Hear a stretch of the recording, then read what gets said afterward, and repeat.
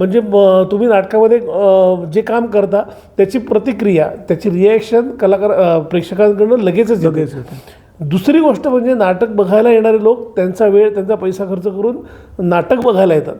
मालिकामध्ये म्हणजे आम्ही त्यांच्या घरी जातो आणि आमचा अभिनय बघा म्हणून सांगतो. त्यामुळे मालिकांमध्ये काम करताय, अरे चहा त्या मालिकेमध्ये तुम्ही होतात वगैरे असं सांगतात. पण नाटक संपल्या लोक येऊन भेटतात की अरे तुमचं हे काम चांगलं झाले किंवा तुमचं हे काम वाईट झाले. कुठलीही प्रतिक्रिया आहे ती इन्स्टंट मिळते, लगेचच मिळते. लोकांचे हास्य आपल्याला कळतात, लोकांच्या टाळ्या आपल्याला मिळतात आणि आपण त्यांचं मनोरंजन करतोय हे आपल्याला लगेच तात्काळ रिझल्ट मिळतो. त्यामुळे नाटक मला जास्त आवडतं. तुझ्या का साखरपुड्यात? साखरपुड्यात काय झालं मी सांगणार आहे हा किस्सा. प्लीज. अख्खा हॉल भरलाय, सगळे आले, माझ्या माहेरचे, ह्याच्याकडचे सगळे नातेवाईक आले आहेत, आमची मित्रमंडळी आली आहेत, काही सेलिब्रिटीज पण आले होते. सेलिब्रिटीज आले, गुरुजी येऊन सगळे असे बसलेत का मुलाचा पत्ताच नाहीये. मुलगा कुठे होता? मुलगा घरी क्रिकेटची मॅच बघतोय. आमचं तेच म्हणणं असतं आणि आमचं ब्रीदवाक्यसुद्धा असंच आहे, माणसांमधल्या माणसांसाठी. कारण माझं एक छोटंसं असं वाक्य असतं की तुम्ही कोणी असा, मोठे कलाकार असा किंवा कोणी बिझनेसमन असा, काही असा, पण सगळ्यात महत्त्वाचं म्हणजे तुम्ही चांगले माणूस असणं महत्त्वाचं असतं. तुम्ही चांगला माणूस असेल तर तुम्हाला तुमच्याशी सगळेच जण चांगले वागतात, सगळ्यांचे व्यवहार चांगले असतात तुमच्याबरोबर. माणूस होण्याचा प्रयत्न करूयात आपण.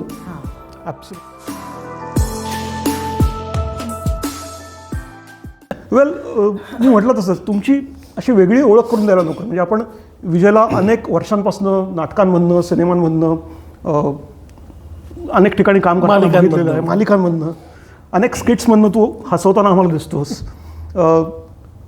वृषालीची पुण्यातल्या नाट्यवर्तुळात चांगली ओळख आहे आणि नुकतंच तिने तिचं एक पुस्तक लिहिलेलं आहे. त्यामुळे लेखिका वृषाली पटवर्धन आपल्याबरोबर आज आहेत. तर या दोघांबरोबर आपल्याला गप्पा मारायच्या आहेत. पण मी मगाशी म्हटलं तसं की नाटकाबद्दल, सिनेमाबद्दल, त्यांच्या कामाबद्दल थोडंसं कमी बोलणार आहोत आम्ही. पण मला आज मुख्यतः बोलायचं आहे ते विजय पटवर्धन फाउंडेशन या विषयाबद्दल. मित्रांनो, आपल्यामधले अनेक लोक आपापले उद्योग सांभाळून वेगवेगळ्या प्रकारे सामाजिक कार्य करतच असतात. तसाच काहीसा उपक्रम विजयनी काही वर्षांपूर्वी सुरू केला आणि जवळजवळ 5-6 वर्ष झाली त्याला आता. 5 वर्षांपासून हा उपक्रम सुरू आहे. तर विजय पटवर्धन फाउंडेशन या संस्थेमार्फत तो काय करतो हे मला जाणून घ्यायचं आहे. आपण सुरुवात तिथनंच करूयात. चालेल ना. काय आहे हे विजय पटवर्धन फाउंडेशन? बेसिकली एक मैत्रीचा हात देणारं एक फाउंडेशन आहे. आम्ही कधीच मदत करूयात वगैरे असं म्हणत नाही कोणालाही. आपण कोणीही अडचणीत असेल तर त्याला मैत्रीचा हात देतो. मग कोविडच्या काळात सगळं बंद पडलेलं होतं, हे सगळ्यांनाच माहिती आहे. आणि सगळ्यात पहिल्यांदा बंद झालं ते मनोरंजन इंडस्ट्री. बरोबर. त्यामुळे शूटिंग बंद झाली, नाटक बंद झालं, पहिलं नाटक बंद झालं.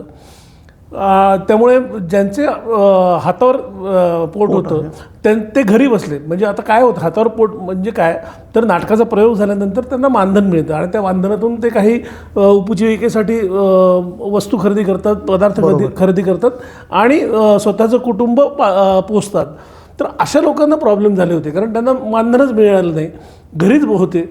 अशा लोकांचं काय होणार असा आम्हाला दोघांनाही प्रश्न पडला होता. आणि अनेक जणांनी सांगितलं, दादा काय प्रयोग नाही आहेत, आमचे हाल चाललेले आहेत. आम्हाला दोघांनी कसं होतं, आम्ही प्रयोगाच्या वेळी दौऱ्यात करायचो, ते दौऱ्यांमध्ये मी बॅकस्टेजच्या लोकांबरोबरच असायचो. त्यामुळे ते माझे सगळे खूपच चांगले मित्र होते आणि आपल्या मित्रांना असा त्रास होतो आहे म्हणल्यानंतर थोडा त्रास आपल्याला पण नक्कीच होणार. त्यामुळे मी एक पोस्ट टाकली फेसबुकवरती की आमचे बांधव आहेत, जे बॅकस्टेज बांधव आहेत, पडद्यामागचे कलाकार आहेत, ते अडचणीत आहेत. तर त्यांच्या मदतीसाठी, त्यावेळेला मदत हा शब्द वापरला होता, त्यांच्या मदतीसाठी आम्ही काहीतरी करण्याचा प्रयत्न करणार आहोत. ज्यांना इच्छा असेल त्यांनी आमच्यापर्यंत ती मदत पोहोचवावी. ती मदत नक्कीच गरजू लोकांपर्यंत पोहोचेल. आणि विजय पटवर्धन आणि वृषाली पटवर्धन या नावावरती कदाचित खूपच विश्वास होता लोकांचा आणि अजूनही आहे. त्यामुळे अनेक लोकांनी मदत पाठवली, देणग्या पाठवल्या आमच्याकडे. आणि त्याच्यातनं आपण 1,500 ते 2,000 कलाकारांना शिधा वाटप केलं. म्हणजे फक्त पुणे नाही, मुंबई, वाई, वीर, तळेगाव, नंतर सासवड, 32 शिराळा, अशा अनेक ठिकाणी आपण शिधा वाटप केलं. ओके. त्याच्यानंतर लस टोचली, म्हणजे लस घेत वॅक्सिन झाल्याशिवाय शूटिंगला पाठवत नव्हते किंवा स्टेजवरती पण हे परफॉर्म करू शकत नव्हतो. तर ती वॅक्सिनसुद्धा आपण कलाकारांना आणि बॅकस्टेजच्या कलाकारांना दिली. ही अशी कामं करता करता काय होत होतं, विजय पटवर्धनला पर्सनलला सगळे देणग्या येत होत्या. बरोबर. त्यापेक्षा एक फाउंडेशन करूया आपण आणि अजून आपलं काम व्यवस्थित होईल हा विचार आम्ही दोघांनीही केला. आणि त्याच्यानंतर आमचा मित्र आहे संदीप नगरकर, तर त्यांनी आम्हाला फाउंडेशन कसं उभं करायचं ह्याचं सगळं मार्गदर्शन केलं आणि विजय पटवर्धन फाउंडेशन तयार झालं. ओके. आणि ह्याच्या माध्यमातून आपण अनेक लोकांना मैत्रीचा हात देत असतो. आणि ह्याच्यात आमच्या दोघांचं काहीही क्रेडिट नाही खरं सांगायचं तर. आम्ही एक माध्यम आहोत. आम्ही लोकांना तुम्हाला मदत करायची असेल कोणाला तर आमच्यापर्यंत पोहोचवा, आम्ही ती गरजू लोकांपर्यंत पोहोचवतो. एवढं म्हटलं, लोकांनी आमच्यापर्यंत ते पोहोचवलं, आम्ही लोकांपर्यंत पोहोचवलं. पण मला असं वाटतं विजय, हा ब्रिज असणं सुद्धा ना एक खूप महत्त्वाची गोष्ट आहे. आणि हे तुम्ही म्हणताय क्रेडिट नाही आहे वगैरे, पण मला खात्री आहे मित्रांनो की हे दोघांचं काम हे तितकंच मोठं आहे. आणि दोघं creditable असं नाही, आहे, no doubt. म्हणजे आता आम्ही त्यावेळेला अगदी सुरुवातीला जेव्हा होतो त्यावेळेला आम्ही दोघंच होतो. त्यावेळेला निळू फुले कला अकादमीमध्ये ती सगळी शिध्याचे जे काय पाकिटं होती किंवा जे काय सामान होतं ते निळू फुले कला अकादमीत आणून ठेवलं आणि तिथे सगळ्यांना बोलवलं की तुम्ही तिथनं घेऊन जा. बरोबर. आमचं हे काम बघितलं, अरे तुम्ही दोघंच का करताय, आम्ही पण येतो असं करून आमची एक जवळजवळ 11 जणांची टीम झालेली आहे. आणि ती गेली 5 वर्ष 11 जणांची टीम फिक्स आहे. आणि ते सगळं आम्ही एकत्र काम करतोय. वा. फक्त आम्ही विजय पटवर्धन काहीतरी फाउंडेशनसाठी काहीतरी नाव पाहिजे म्हणून ते विजय पटवर्धन फाउंडेशन आहे, नाहीतर ते अनेकच आहे. एक चेहरा लागतो आपल्याला, बरोबर. की लोक ओळखतात. आणि खरं सांगते की देवाच्या कृपेने लोकांचा विश्वास आहे आणि तो विश्वास आम्हाला मदत करतोय की तुमच्याकडनं मदत घेऊन यांच्यापर्यंत मदत पोहोचवायची, मैत्रीचा हात पोहोचवण्याची. पण आता तो जो कोरोनाचा पिरियड होता, ज्या पिरियडमध्ये तुम्ही हे काम सुरू केलं, तो पिरियड आता बऱ्यापैकी मागे पडलेला आहे. हो हो. पण मग आता 5 वर्षानंतर सुद्धा त्या फाउंडेशनची गरज वाटते तुम्हाला, किंवा त्या फाउंडेशनच्या मार्फत आणखीन काय वेगळी वेगळी कामं होत आहेत? अजून कामं म्हणजे काय होत आहेत की त्यांचं मानधन एक तर म्हणजे बॅकस्टेज कलाकारांचं मानधन खूप असं नसतं, जेमतेम त्यांचा कुटुंब चालतं एवढंच ते मानधन असतं, शिलकीत काही पैसे पडत नाहीत. मग त्या अशा वेळेला बरं विमा काढायचा तर विमा काढण्याचा पण त्यांना प्रॉब्लेम झालेला असतो. अनेक गोष्टी आहेत, म्हणजे त्याला आता त्या गोष्टी कशा काय सॉल्व्ह करायच्या त्याच्याही आम्ही मागं आहोत. पण विमा झाला नसल्यामुळे काही ॲक्सिडेंट झाला किंवा कुठलाही आजार झाला तर मेडिकल इमर्जन्सी काय काही नाही. बरोबर. तर त्यावेळेला आपण फाउंडेशन त्यांच्या पाठीशी उभं राहतं आणि त्यांना मैत्रीचा हात देतं. अशा अनेक कलाकारांना आपण तसा मैत्रीचा हात दिलेला आहे. म्हणजे एक ज्येष्ठ कलाकार होते, ते सिंहगड परिसरात राहतात. पुराचं पाणी त्यांच्या घरात घुसलं होतं आणि त्यांचं वय खूप म्हणजे जवळजवळ 80 ते 82 वर्षाचे स्वतः आहेत आणि त्यांची पत्नी 75-76 वर्षाची आहे. त्या पोळ्या वगैरे करतात आणि उदरनिर्वाह चालतो त्यांचा. अशा लोकांपर्यंत आपण पोहोचायला पाहिजेच नक्कीच. त्यामुळे आपण जे काय स्पर्धा वगैरे करतो त्या स्पर्धांमध्ये सुद्धा दीपप्रज्वलन करतात. म्हणजे कुठल्याही समारंभाची सुरुवात ही दीपप्रज्वलनाने करतात. तर आम्ही थोडंसं एक वेगळं करतो की दीपप्रज्वलन नाही करत, आम्ही जे कोण गरजू असतील त्यांना त्या मैत्रीचा हात देऊन त्यांच्या कुटुंबात एक आनंदाचा आरोग्याचा दिवा लावतो. अरे वा, क्या. सो तू फाउंडेशनबद्दल बोललास, तुझ्या टीमबद्दल बोललास. गेली 5 वर्ष तुमचं हे काम सुरू आहे, पूर्ण टीमचं असं म्हणेन. हो हो नक्कीच. आणि या कामाशी रिलेटेड काही गोष्टी घडताना मला दिसतात. म्हणजे काही वर्षांपासून मी बघतोय की तुम्ही काही वेगवेगळ्या स्पर्धा घडवून आणता.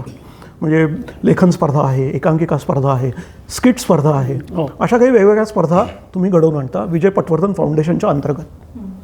तर या कशासाठी आहेत, म्हणजे याचा उद्देश काय आहे? हां, त्याचे 2 उद्देश आहेत. खरं तर 3 उद्देश आहेत. पहिली गोष्ट म्हणजे जे नवोदित कलाकार आहेत त्यांना रंगमंच उपलब्ध व्हावा याच्याकरता.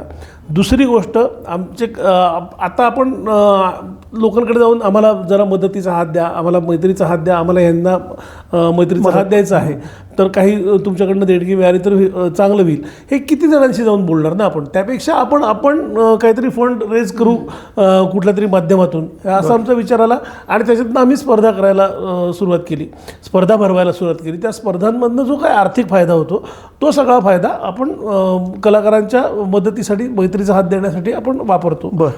हा दुसरा उद्देश झाला. आणि तिसरा उद्देश हा सगळ्यात महत्त्वाचा आहे की काय होतंय, अनेक कलाकार आता काळाच्या पडद्याआड गेल्यानंतर विस्मृतीत जायला लागलेत, लोकांच्या लक्षात येत नाही. कारण आता प्रकाश इनामदार ही खरंच अवलिया खूप मोठं नाव, पण प्रकाश इनामदार हां हां हां हां हे जे हा मधला पॉज आहे ना हा खूप त्रासदायक व्हायचा मला. तर अशा लोकांसाठी आपण काहीतरी केलं पाहिजे. ते विस्मृतीत जाता कामा नयेत. सतीश तारे अत्यंत अप्रतिम अभिनेता. मी त्याच्याबरोबर फुबाई फूचं सत्र 4थं केलं, त्यामुळे मला तर खूपच जवळचा आहे तुझा तो. तो जवळचा आहे. खूप जवळून त्यामुळे तो विस्मृतीत जायला नको. ह्या गोष्टी नंतर आत्ता नवीनच आपण करतो आहोत शरद तळवकर स्मृती करंडक दीर्घांक स्पर्धा.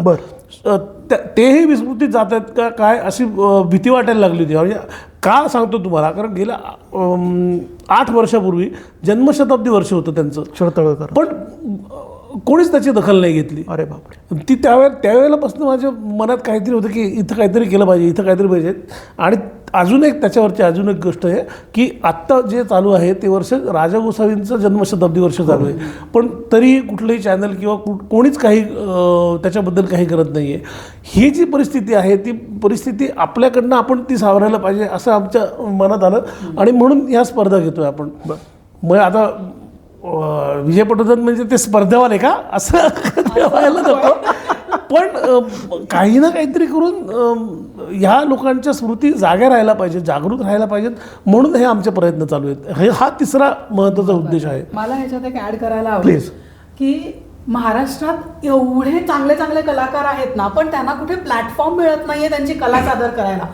किंवा खूप छोट्या छोट्या गावातनं सुद्धा एंट्रीज येतात, त्यांना तिथे तेवढा स्कोपच नाहीये. आणि पुण्या मुंबईमध्ये येऊन इथे येऊन सेटल होणं किंवा ह्या क्षेत्राला आपलं प्रोफेशन बनवणं हे त्यांना म्हणजे तेवढं धाडसच नाहीये. तेवढी सोपी गोष्ट पण नाहीये ती. आणि हा त्यांना एवढं आता जेव्हा आपण प्लॅटफॉर्म देतो ना त्यांना, पुढे जाऊन त्यांना जर ह्याच्यात करिअर करायचं असेल तर ऍटलिस्ट ही एक संधी आपल्याकडनं, एक छोटी संधी म्हणेन मी.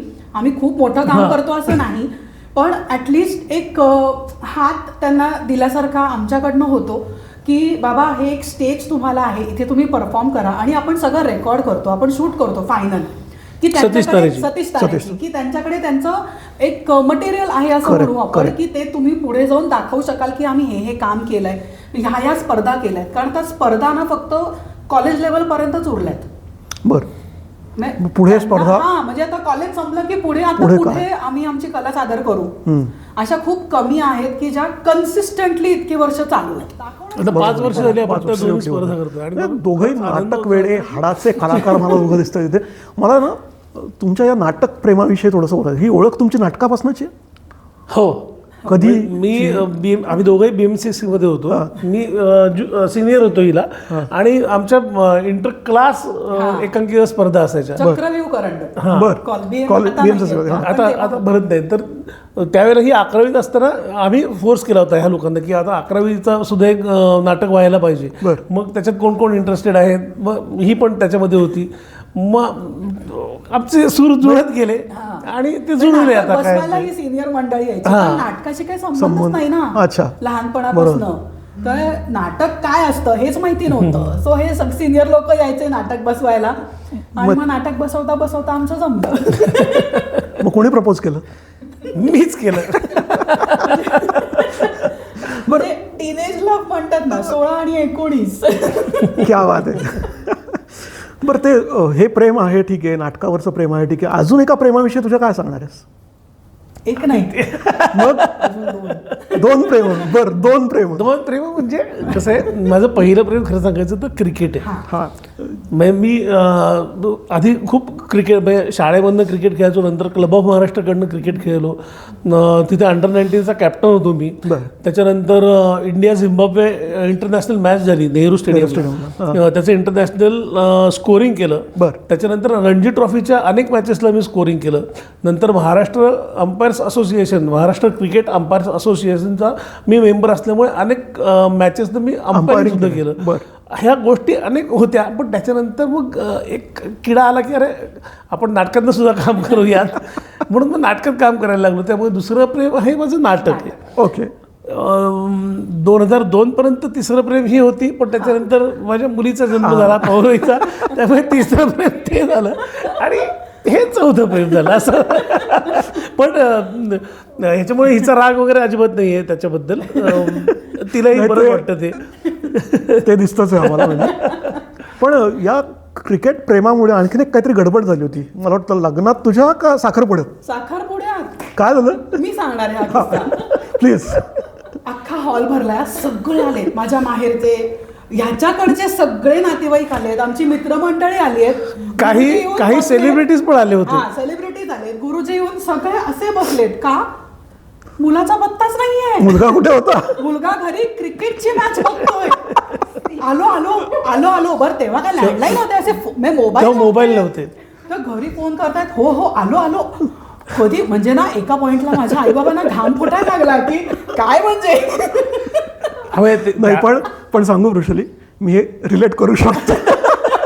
ती जशी आणि काय झालं तर मॅच होती आणि मला वाटतं आपली बॅटिंग चालली होती. आपली बॅटिंग संपल्यानंतर हा चला आता जाऊयात, मी कपडे वगैरे बदलून बसलो होतो म्हणजे. आणि मग माझे मित्रच घ्यायला आले, अरे चल तुझा साखरपुडा आहे. मग मी आपला हा सब तसं झाला शेवटचा वर झाला असं करून झालं. पण त्याला मग समोर बघितल्यानंतर तुला एकदम असं गॅसवर हा येईपर्यंत. पण आणि वाचलो का मी त्याच्यातनं की अनेक खूप नातेवाईक समोर बसले होते. त्यामुळे माझे आई वडीलही आणि हिचे आई वडीलही कोणी माझ्या अंगावरती ओरडले नाही, काय कुठं होतं वगैरे, हे सगळे नातेवाईक चला पटकन आणि पटकन संपा, पुढची इनिंग बघायची. नाही त्याच्यात एक गंमत झाली. म्हणजे आता हा माणूस दुसरी इनिंग बघायला घरी जाईल ना, सगळं साखरपुडा वगैरे झाल्यानंतर. साखरपुडा झाल्यानंतर आम्ही नाटकाच्या रिहर्सलला गेलो. बरं. आम्ही त्यावेळेला होळी नावाचं नाटक करत होतो, तर होळीची रिहर्सल करायला गेलो आम्ही. मग अरे ते साखरपुडा झाला, आता देवदर्शन, हा देवदर्शन करतो. मग पटकन सारसबागेला गेलो आणि तिथनं तालमीला गेलो पहिला. मग आम्ही ती तालीम केली. तालमीच्या वेळेला कुठनं तरी आवाज येत होते, तर ही मला म्हटली आता नाही तुला हे बघायचे, मॅच बघायची, आता तालीम करतोय. तालीम करतो.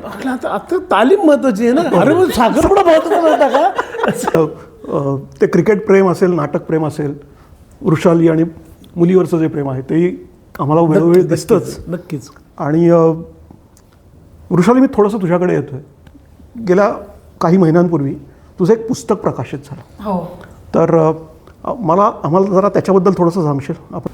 अनुभूती. सो मित्रांनो, हे पुस्तक आहे अनुभूती आणि ज्याच्या लेखिका आहेत वृषाली पटवर्धन. आणि हे तू नर्मदा परिक्रमा केली होतीस, त्याच्याबद्दलचं हे पुस्तक आहे. तर मला दोन्ही प्रश्न विचारायचे. म्हणजे एकतर नर्मदा परिक्रमा करावीशी का वाटली, त्याचा अनुभव काय होता, आणि हे पुस्तक करण्याच्या मागची भूमिका काय? नर्मदा परिक्रमा ना ॲक्च्युली खूप वर्षांपासून माझी इच्छा होती की नर्मदा परिक्रमा करायची. म्हणजे माझा एक काका आहे जो अनेक वेळा त्यांनी नर्मदा परिक्रमा केली आणि मी शाळेत असल्यापासून त्याचे अनुभव ऐकते. बरं. आणि तेव्हापासून कुठेतरी ना असं एक काय म्हणू सबकॉन्शियस लेवलला होतं बहुतेक की नाही मला जायचंय. पण कसं होतं ना, आता लग्न, मुलं, नोकरी, या सगळ्या ह्याच्यात ना नाही शक्य होत इतके दिवस काढणं. बरोबर. आणि जरी बसनी केली तरी 16 दिवस तर लागतात बसनी करायला, मिनिमम 16 दिवस. तर एवढे दिवस शक्य पण नव्हतं. पण ते होतं कुठेतरी की करायचंय. आणि अनफॉर्च्युनेटली 2023 साली मला कॅन्सर झाला. मी आता पूर्ण बाहेर आहे त्यातनं, I am fit and fine. पण त्याच्यानंतर असं झालं की काका जेव्हा मला भेटायला आला ना, तर तो म्हटला, वृषाली इतक्या वर्षांची तुझी इच्छा आहे, आत्ता वेळ घालवू नकोस. आता ज्या वेळेला डॉक्टर परवानगी देतील ना, पहिलं काम काय करायचं तर परिक्रमा करून यायची.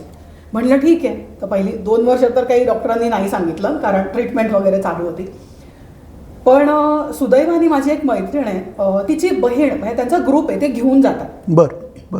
मला असंच कोणीतरी हवं होतं ओळखीचं, की माहितीची आहेत बाबा ही लोक आणि त्यांच्याबरोबर मला जाता येईल. कारण मला घरातला कोणीही नको होतं, मला एकटीला परिक्रमा करायची होती.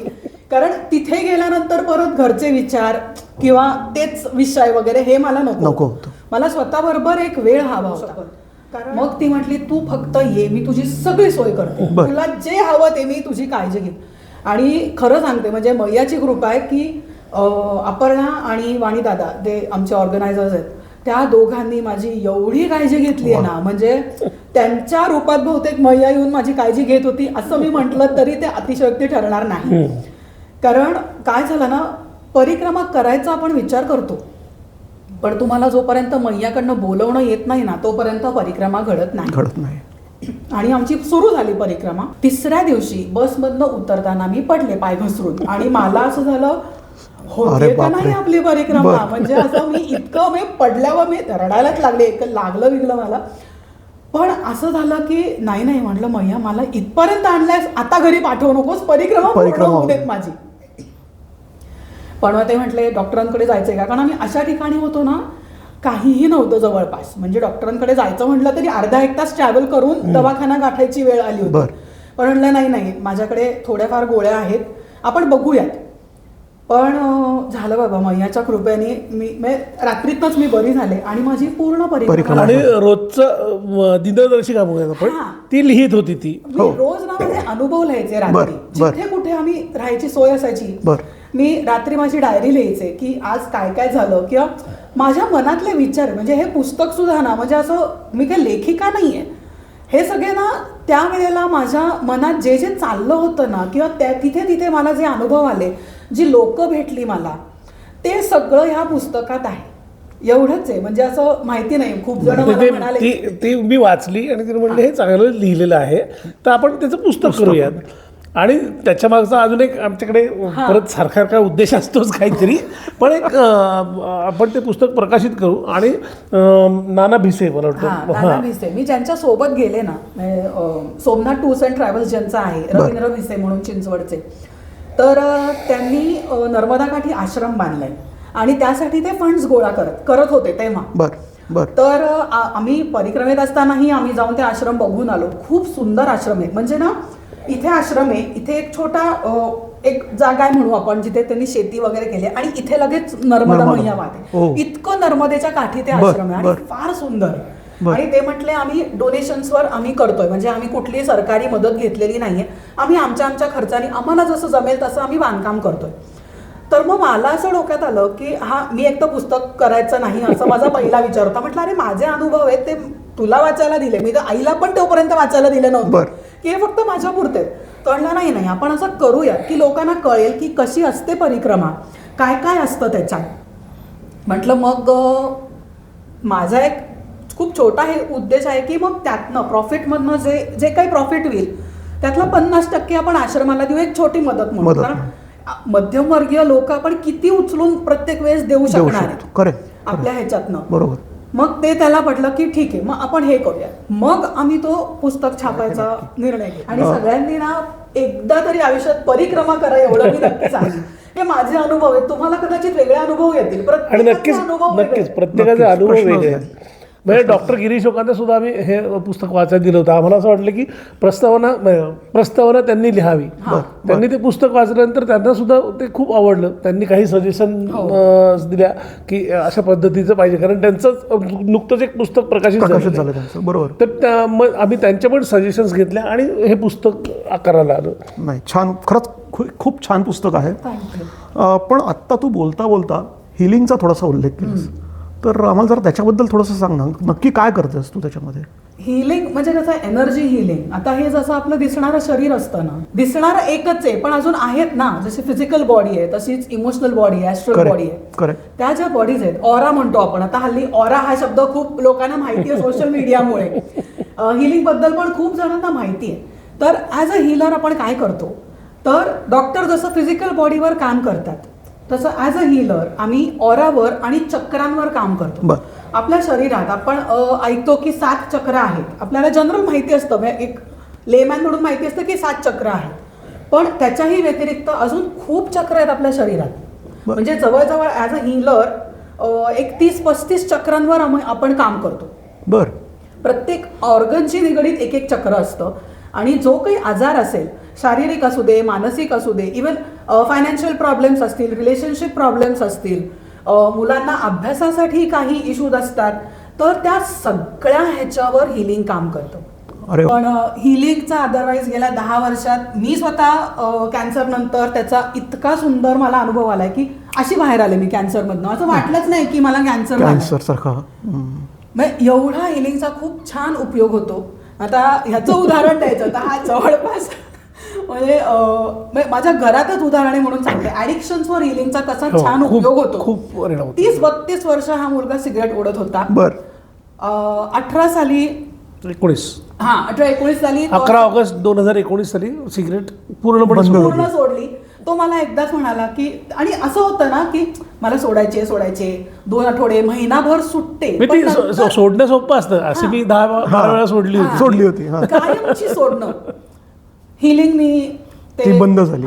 पूर्ण बंद. 28 वर्ष ओढली होती, आता पूर्णपणे बंद झाली. आता तो एक आणि ते तरी खूप cigarette बरं वाटतं, खूप छान वाटतं की अरे. आणि आता असं वाटायला लागलं की का आपण सिगरेट ओढतो, की उगीच टाइमपास करायचा आहे, मग काय वेळ जात नाही, मग सिगरेट ओढा. ह्या गोष्टी होतात, त्या नाही व्हायला पाहिजेत. शरीराला खूप घातक आहेत आणि त्याचा परिणाम अजूनही मला होतोय. त्याच्यातनं सुद्धा बाहेर पडण्याचा प्रयत्न चालू आहेत, पण पण त्या सिगरेट सगळ्या बंद प्रोसेसमध्ये- करणं हेच महत्वाचं आहे. त्या सगळ्या प्रोसेसमध्ये वृषालींनी केलेल्या हिलिंगचा फायदा नक्की झाला. 100%. वा, हे बघा, किती छान गोष्ट इथे आपल्यासमोर हे दोघे आत्ता सांगतायत. एकतर तिचं हिलिंग आणि त्याच्यामुळे विजयच्या स्मोकिंगवर झालेला, म्हणजे स्मोकिंग बंद होणं, बंद. हे एक अत्यंत चांगली गोष्ट त्याच्यामध्ये घडली. येस, म्हणजे any problem under the sky you can take care. You can take healing. म्हणजे डिप्रेशन असेल, व्हायलंट टेंडन्सीज असतात. हल्ली एक मूल असतं, खूप हट्टी असतं, एके ठिकाणी 1 मिनिट बसत नाही. करेक्ट. 5 वर्षाच्या एका मुलीची केस माझ्याकडे आली होती. तिची आई म्हटली ती इतकी हायपर ऍक्टिव्ह आहे ना की ती शाळेत सुद्धा, म्हणजे रोज टीचर्सकडनं कंप्लेंट, घरी रात्री इतकी दिवसभर दंगा करते तरी घरी झोपत नाही रात्री. ज्या दिवशी आम्ही हिलिंग केलं ना, दुसऱ्या दिवशी तिच्या आईचा फोन आला. म्हणजे सुरू केलं हिलिंग, म्हणजे असं नाही की एक हिलिंग दिलं आणि बरं वाटतं. ती प्रोसेस आहे, 2 महिने 3 महिने, काय प्रॉब्लेम आहे त्याच्यावर आता किती महिने हिलिंग लागेल ते अवलंबून असतं. दुसऱ्या दिवशी तिच्या आईचा फोन आला, ही मुलगी रात्रभर शांत झोपली होती. मग आम्ही तिला महिनाभर हिलिंग दिलं, 2 महिने हिलिंग दिलं. आणि मग जेव्हा शाळेकडनं टेस्ट वगैरे झाली, शाळेकडनं रिपोर्ट कार्डवर लिहून आलं की तिच्यात खूप चांगली प्रगती दिसते आम्हाला, ती अभ्यास करते, ती शांत बसते आणि ऐकते. हा खूप चांगला बदल, म्हणजे इतक्या लहान वयात वा, जाणवला. हे खरंच खूप मोठं काम आहे. आणि आपण या विषयावरती एक वेगळा पॉडकास्ट करूयात असं मला हो, नक्की मला खूप याच्यावरती आवडेल बोलायला. हा ना माझा खूप जिव्हाळ्याचा जिव्हाळ्याचा विषय. आणि एकदा बोलायला लागले की किती बोलू आणि किती ते नको. स्टॉप किंवा पॉजचं बटन पडतं. कॉमा पण खूप क्वचित लागतो. क्लिअर करायचा नसतं. हा, असे खूप आहेत. म्हणजे अनेक जण आहेत की नाही ना, मला करायचं, डोनेट करायचे, माझं नाव वगैरे कुठं नाही. आम्ही नाव द्यायचो तर ते म्हणायचं ते खोडून टाकणार, ते अजिबात नको आहे आम्हाला त्याचं क्रेडिट नको आहे अजिबात. आम्हाला मदत करायची वाटली आणि तू करतोयस मदत चांगली, आमचा काहीतरी हातभार पाहिजे, म्हणजे खारीचा वाटा म्हणूयात आपण, असं आम्हाला खारीचा वाटा द्यायचा आहे, तू आमचं नाव नको देऊस. असे अनेक लोक आहेत, अनेक लोक आहेत आणि खूप आनंदाने देतात. आणि प्रत्येक वेळेला काय प्रॉब्लेम आहे का, पाहिजे काही मदत, हे स्वतःहून विचारतात. आणि अनेक वेळेला असंही झालंय. आणि आता ज्यावेळेला आम्ही शालेय किट वाटत होतो कलाकारांच्या मुलांसाठी, तेव्हा फंड संपला होता आमच्याकडचा. आणि आता पुस्तकं आणि वह्या कसं काय द्यायच्या हा आम्हाला प्रॉब्लेम आला होता. तर एका मित्रांनी मला फोन केला की अरे आज माझ्या आईचं वाढदिवस आहे आणि तिच्या वाढदिवसाप्रित्यर्थ मला एवढे पैसे द्यायचे आहेत. बरं. आणि ती खूप मोठी रक्कम होती. आणि आमचं ना आदल्या दिवशी असं झालं होतं की अरे उद्या द्यायचंय, पैसे नाही आहेत. म्हणजे हा एवढा छान अनुभव आहे ना की महाराज पाठीशी आहेत की ते कुठनं तरी मदत पाठवतात. आणि एक्झॅक्ट तेवढ्या पैशांची मदत केली तर. आणि बरं म्हटलं तर तुझं नाव नाही, माझं नाव वगैरे नाही, मला आईसाठी करायचं आहे आणि मला माहिती आहे तू चांगलं काम करतेस. अजून एक गोष्ट आहे, अशा लोकांना असं वाटतं की हे फाउंडेशन चालवतात म्हणजे काय भरपूर पैसे असतील, त्याच्यातूनच पैसे काय स्वतःचे पण खर्च करत असतील. तर ह्या खर्चातनं आमचा खर्च कुठेही भागवत नाही. त्या पैशातनं ₹1 आम्ही घेत नाही. इव्हन आमची टीम सुद्धा करेक्ट सगळेजण निस्वार्थीपणे काम करतात. नाही, जो काय खर्च आलाय तो खर्च देणे, त्याप्रमाणे हिशोब राहणे आणि जे पैसे आले त्याच पैशांचा तिथेच विनियोग करणे. कोणी घरी येऊन जाते पैसे काही करत नाही. आणि असे पण आहेत बरं का डोनर्स की दर महिन्याला एक ठराविक रक्कम ते फाउंडेशनच्या अकाउंटला ट्रान्सफर न सांगता. आणि हे 5 वर्ष चालू आहे. असं नाही की आत्ता म्हणजे थोडे दिवस केले आणि थांबलंय. जेव्हापासून फाउंडेशन चालू झालंय, जेव्हापासून त्यांना कळलं फाउंडेशन बद्दल, तेव्हापासून ती लोक काहीतरी एक ठराविक रक्कम दर महिना ते फाउंडेशनला ट्रान्सफर करतात. म्हणजे ही कुठेतरी ना आम्ही दोघांनी मी म्हणते की काहीतरी पुण्य कमावलंय नाही, की तुम्ही- कुठेतरी आपली पुण्याई थोडीशी कामी येते की वा. आपल्या कलाकार बांधवांसाठी इतकी लोक उभी राहत आहेत आपल्या पाठीशी. की ही माझ्या पणजोबांची पुण्य आहे नक्कीच. मला सतत असं वाटत राहतं, कारण महर्षी अण्णासाहेब पटवर्धन हे माझे पणजोबा. आज आपण शूट करतो, आज त्यांचा पालखीचा सोहळा आहे. अच्छा. तर उत्सव चालू आहे. उत्सव चालू आहे. आणि ते अशाच पद्धतीचं काम करायचे. ते मोठे वैद्य होते आणि गोरगरीब कोणी त्यांच्याकडे कोणीही आलं तरी पहाटे 2-2:30 वाजता कोणीही आलं दरवाजा ठोठवला की मला असं असं औषध पाहिजे, तरी ते उठायचे आणि हसत मुखाने औषध द्यायचे. बरं तुमच्याकडे पैसे आहेत का, नाही आहेत, काही विचारायचं नाही, काही पैसे नाही, घ्यायचे पैसे नाही का? घ्यायचे सुद्धा नाहीत ते वकील पण होते. बरं. म्हणजे प्रोफेशन वाईज म्हटलं तर वकिली हे त्यांचं प्रोफेशन होतं. पण त्यांच्या वडिलांनी सांगितलं होतं, त्यांनी त्या काळी 2 डिग्र्या घेतल्या होत्या, डॉक्टर आणि वकील. पण त्यांच्या वडिलांनी सांगितलं होतं डॉक्टर की करणार असलास तर ती सेवाभावाने करायची, त्याचे पैसे नाही घ्यायचे. ते त्यांनी आयुष्यभर पाळलं. वा वा. ते टिळकांचे गुरु होते. कदाचित त्यांचे त्यांचे आशीर्वाद असतील.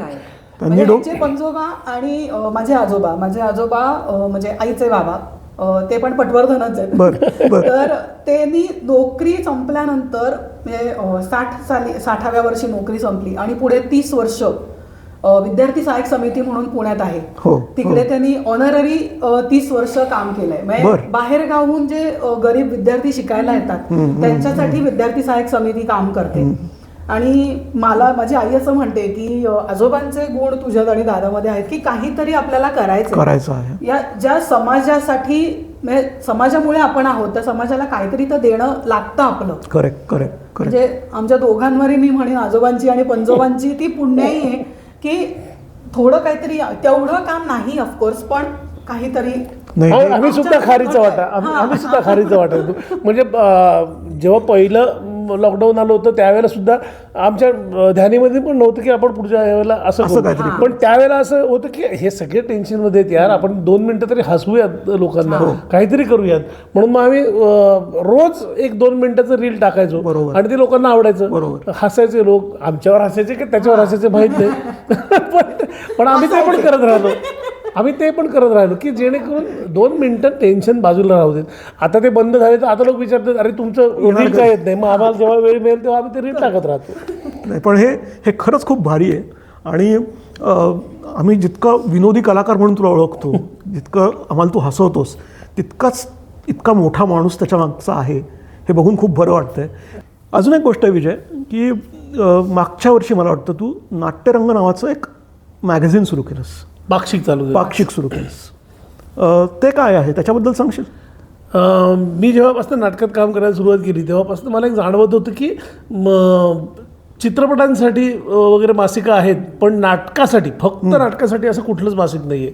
म्हणजे त्या चित्रपटांच्या मासिकांमध्ये कुठेतरी नाटकाचा वगैरे उल्लेख व्हायचा छोटासा, पण नाटक हेच इतकं मोठं माध्यम आहे. आणि काही नाही, अनेक कलाकारांना नाटक हे माध्यमच जास्त आवडतं. करेक्ट. तर त्या नाटकाबद्दल काहीतरी लिहून यायला पाहिजे, काहीतरी नाटकाची माहिती पाहिजे किंवा नाटकातल्या कलाकारांची माहिती यायला पाहिजे. अनेक जुने कलाकार आहेत त्यांच्याबद्दलची माहिती लोकांसमोर यायला पाहिजे. हे कलाकार हल्ली आत्ताच्या लोकांना माहीतच नाही. हे जे मगाशी आम्ही सांगितलं तसंच, फक्त ती माहिती लोकांपर्यंत पोहोचावी असं मला सारखं वाटत राहायचं. हे काय करता येईल हा विचार चालला होता माझा. मी अनेक लोकांना विचारलं की मला जर का पाक्षिक चालू करायचं तर काय करू शकतो. त्यांनी अनेक गोष्टी सांगितल्या, त्या मला जरा अडचणीच्या वाटल्या. पण तुला पण माहीत नाही आहे तर कौस्तुभ चाटे नावाचा एक माझा मित्र आहे, तर तो क्रिक कथा नावाची एक मॅगझिन चालवतो आणि ते ऑनलाईनच आहे. मी त्याला विचारलं, म्हणजे तुलाच विचारलं मी की हे कसं काय करतोस. आणि मग त्यांनी मला आयडिया दिली की आपण हे डिजिटल माध्यमातून एक पाक्षिक करू शकतो. आणि मग आपलाच मित्र अद्वैत सोवळे तो सगळं डिझाईन करून देतो, जी काय माहिती लागतं ती मी त्याला पुरवत असतो. आणि ते नाट्यरंग नावाचं पाक्षिक चालू झालं. आत्ता काही दिवस ते बंद आहे काही कारणांमुळे, पण आता ते लवकरच चालू होणार हे नक्की आहे. आणि ह्याला कारणीभूत खरं तर तू आणि अद्वैत, तुम्ही दोघं आहात. तर मला खरं तर तुमचं आभार मानायचे की तुमच्यामुळे नाट्यरंग हे पाक्षिक मी चालू करू शकलो. संगीत नाटकाबद्दल तर खूप उत्तम माहिती संजय गोसावींनी केली. अनेक त्यांनी म्हणजे जवळजवळ 15 भाग त्यांनी लिहून पाठवले आणि खूप उत्तम माहिती होती आणि जी आम्हाला पण माहीत नव्हती पण लोकांना पण आवडली ती की संगीत नाटकाबद्दल अरे बापरे हे एवढं आहे आणि आम्हाला काहीच माहित नव्हतं एवढा इतिहास थँक्स टू संजय गोसावी की त्यांनी खूप चांगली माहिती आमच्यापर्यंत पोहोचवली होती. हे करणं, हे लोकांसमोर आणणं हे खूप महत्त्वाचं आहे. नक्की नक्की. आणि विजय जसं आत्ता म्हणाला की ते थोडे काळ आत्ता बंद आहे पण लवकरच ते एक वेगळ्या स्वरूपात समोर येईल. 100%. समीर मोने सरांनी सुद्धा आम्हाला खूप माहिती गाजलेली नाटके त्यांचे जवळजवळ 7 ते 8 लेख होते ज्याच्यात अनेक गाजलेल्या नाटकांबद्दल त्यांनी लिहिलं होतं. खूप माहितीपूर्ण लेख होते ते. पाठवू शकेल आणि त्याचे सगळ्याचे डिटेल्स आम्ही खाली मेन्शन करतो आहोत येस नक्की नक्की. डिस्क्रिप्शनमध्ये कॉमेंट्स बॉक्समध्ये. विजय पटवर्धन फाउंडेशनतर्फे हे 2026चं कॅलेंडर आहे. विजय काय आहे हे आम्हाला जरा सांगशील? त्याच्यामध्ये अनेक सेलिब्रिटींचे वाढदिवस कधी असतात ते लिहिलेलं आहे. त्याच्यानंतर विजय पटवर्धन फाउंडेशनचे जे काही उपक्रम आहेत त्या सगळ्या उपक्रमांच्या तारखा आम्ही आधीच यावेळेला कॅलेंडर काढून ठेवलं होतं की ह्या वेळेला आपण ही स्पर्धा घेऊ शकतोय, ह्या वेळेला ही स्पर्धा घेऊ शकतोय. तर त्या स्पर्धांचं संपूर्ण वेळापत्रक त्या कॅलेंडरमध्ये आहे. ओके. आणि ते डिजिटल पण आहे आणि अनेक लोकांनी सांगितलं की अरे डिजिटल उत्तम झालंय, तुम्ही ते छापून पण आमच्याकडे पाठवा. म्हणून मग आम्ही ते छापलं सुद्धा आणि अजूनही काही प्रती शिल्लक आहेत. कोणाला त्या प्रती हव्या असतील तर नक्कीच त्या प्रती आम्ही तुम्हाला पाठवू. आणि त्याच्यातनं सुद्धा तेच आहे जे काय आर्थिक फायदा होईल तो सगळा कलाकारांच्या अडचणीत असलेल्या कलाकारांच्या त्याच्यासाठीच होणार आहे. आपल्या ऑफिसवर आहेत. हां. आणि आता त्या ह्याच्यात सगळे उपक्रम आहेत. फक्त एक उपक्रम राहिला आहे जो आत्ता आपल्याकडे आलेला आहे. आत्ता आपण सुरुवात करणार आहोत. शरद तळवळकर स्मृती करंडक दीर्घांक स्पर्धा. त्याचं फक्त वेळापत्रक त्याच्यात नाही आहे पण ते 25 ते 30 मेला ही स्पर्धा होणार आहे बॉक्स थिएटरमध्ये पुण्यामध्येच. हां बरोबर. द बॉक्समध्ये. मी पण माझ्याकडनं आवाहन करतो की जरूर विजय पटवर्धनचं Facebook page, insta page follow करा. या स्पर्धांची सगळी माहिती तुम्हाला तिथे मिळेल आणि या स्पर्धांमध्ये या सगळ्या फाउंडेशनच्या कामामध्ये तुम्हाला कुठेतरी खालीचा वाटा उचलायचा असेल तर मोस्ट वेलकम. नक्कीच. सो आपण आता एका शेवटच्या सेगमेंटकडे येऊयात, सगळ्यांच्या आवडीचा म्हणजे रॅपिड फायरचा. बापरे. आता काही प्रश्न याचे थोडक्यात उत्तर द्यायचे आणि मला वाटतं विजयला विचारूयात काही प्रश्न. हो अगदी. तुझी सुटका. ची सुटका गेलीस तू तेवढ्यात. मला येत असेल तर मी देईन उत्तरं. हरकत नाही. बरं विजय, आम्ही तुला नाटकातनं, सिनेमातनं, मालिकांमधनं सगळ्या क्षेत्रांमधनं काम करताना बघतो. तुझं आवडीचं क्षेत्र कुठलं? नाटक. नाटक. पहिल्यापासून नाटकात आहेस म्हणून? हो. नाही म्हणून नाही, मला असं वाटायचं की ते काय म्हणूयात ना जिवंत माध्यम आहे. म्हणजे तुम्ही नाटकामध्ये जे काम करता त्याची प्रतिक्रिया, त्याची रिॲक्शन प्रेक्षकांकडून लगेचच येते. दुसरी गोष्ट म्हणजे नाटक बघायला येणारे लोक त्यांचा वेळ, त्यांचा पैसा खर्च करून नाटक बघायला येतात. मालिकामध्ये म्हणजे आम्ही त्यांच्या घरी जातो आणि आमचा अभिनय बघा म्हणून सांगतो. आणि त्यामुळे मालिकांमध्ये काम करताय, अरे चहा त्या मालिकेमध्ये तुम्ही होतात वगैरे असं सांगतात. पण नाटक संपल्या लोक येऊन भेटतात की अरे तुमचं हे काम चांगलं झाले किंवा तुमचं हे काम वाईट झाले. कुठलीही प्रतिक्रिया आहे ती इन्स्टंट मिळते, लगेचच मिळते. आणि लोकांचे हास्य आपल्याला कळतात, लोकांच्या टाळ्या आपल्याला मिळतात आणि आपण त्यांचं मनोरंजन करतोय हे आपल्याला लगेच तात्काळ रिझल्ट मिळतो. त्यामुळे नाटक मला जास्त आवडतं. छोटासा माझा एक किस्सा सांगते. मी खूप कमी काळ नाटकात काम केलं पण मी नाटक सोडल्यानंतर मी असंच एकदा पेट्रोल भरायला गेले होते आणि माझ्या मागे एक माणूस आला. त्याने मला पाहिलं. तो म्हणला तुम्ही ऑल द बेस्ट मध्ये काम केलेत ना. म्हणजे मी खरं सांगते मी ऑल द बेस्टचे 51 प्रयोग केले होते. पण ते त्या माणसाच्या लक्षात होतं की ही मुलगी ऑल द बेस्ट मध्ये होती. म्हणजे ते खूप छान वाटलं मला. क्या बात. तुम्ही एका नाटकामध्ये आई आणि मुलाचा रोल केला होता ना कुठला? सासूबाईंचा. सो आपण त्याच्याबद्दल बोलू. तसंही केलं आम्ही. म्हणजे ही माझी आई झाली होती, सासूबाईचं असं असतं मध्ये. ते सुद्धा ऐन वेळेला होतं. जे आईचं काम करत होत्या त्यांना प्रॉब्लेम झाले होते आणि तो कॉन्ट्रॅक्टचा शो होता त्यामुळे तो प्रयोग करणं आवश्यक होतं. त्यामुळे आमचे निर्माते म्हणले की आता प्रयोग कॅन्सल होईल तर कॅन्सल होऊ नये तर आता प्लीज तू काम करशील का. तयार झाली. तिचं पाठांतर होतं.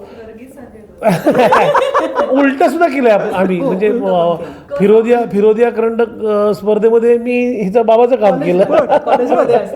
कॉलेजमध्ये केलं इनफॅक्ट काम. सासूबाईंचं असंच असतं आणि स्वभावाला औषध नाही. म्हणजे त्या दोन्ही नाटकात मी सर्व स्त्री पात्र केली. म्हणजे सासूबाईमध्ये सासू पण झाली आहे, सून पण झाली आहे. स्वभावामध्ये सासू झाली आहे, मुलगी झाली आहे, मोठी सून, धाकटी सून, सगळं बरं, तुझा आत्तापर्यंत एवढी जी कामं केली आहेत त्यातला आवडीचा रोल कुठला? All the best. All the best. आणि कुठला रोल, आयडियल रोल जो करावासा वाटेल किंवा करायचा आहे असं? मला खरं तर माझं पहिल्यापासूनचं स्वप्न असं हेच होतं की ऑल द बेस्टमधलं काम करावं, कारण बरं. तो प्रचंड आनंद देणारा रोल आहे आणि प्रचंड लोकांचं टेन्शन पटकन दूर करणारा असा रोल आहे चँगचा, म्हणजे ज्याला ऐकू येत नाही असा तो रोल. आणि बस मला आवडला. आता बघूयात कुठला रोल करायचा तो, पण कुठलाही रोल करून लोकांना आनंद देणं एवढंच महत्त्वाचं वाटते. टेन्शन देणं नाही मला आवडत, त्यापेक्षा लोकांना आनंद देऊ, खूप प्रचंड हसवूयात.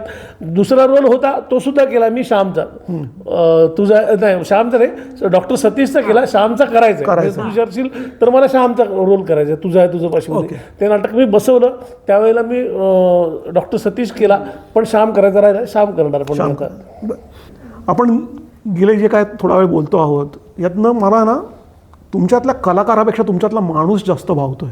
आपण अनेक वर्ष एकमेकांना ओळखतो आहोत, मैत्री आहे, पण त्याच्या पलीकडे जाऊन तुमच्यातला माणूस मला माहिती होता, नाही याच्यातला भाग नाही, पण आज मला तो जास्त समजला. सो परत एकदा तुम्ही इथे आलात गप्पा मारायला आणि विजय पटवर्धन फाउंडेशनबद्दल तुम्ही एवढं सांगितलं, तुमच्या या सगळ्या कामाबद्दल सांगितलं, तुमचे खूप मनापासून आभार. आणि फाउंडेशनच्या कामासाठी, तुमच्या सगळ्या उपक्रमांसाठी खूप मनापासून शुभेच्छा. फक्त तुम्हालाच नाही, पूर्ण टीमला. थँक्यू. आमचं तेच म्हणणं असतं आणि आमचं ब्रीदवाक्यसुद्धा असंच आहे, माणसांमधल्या माणसांसाठी. कारण माझं एक छोटंसं असं वाक्य असतं की तुम्ही कोणी असा, मोठे कलाकार असा किंवा कोणी बिझनेसमन असा, काही असा, पण सगळ्यात महत्त्वाचं म्हणजे तुम्ही चांगले माणूस असणं महत्त्वाचं असतं. तुम्ही चांगला माणूस असाल तर तुम्हाला तुमच्याशी सगळेच जण चांगले वागतात, सगळ्यांचे व्यवहार चांगले असतात तुमच्याबरोबर. माणूस होण्याचा प्रयत्न करूयात आपण. सो परत एकदा तुमचे मनापासून आभार आणि आपण परत भेटूया. Yes, thank you. थँक्यू.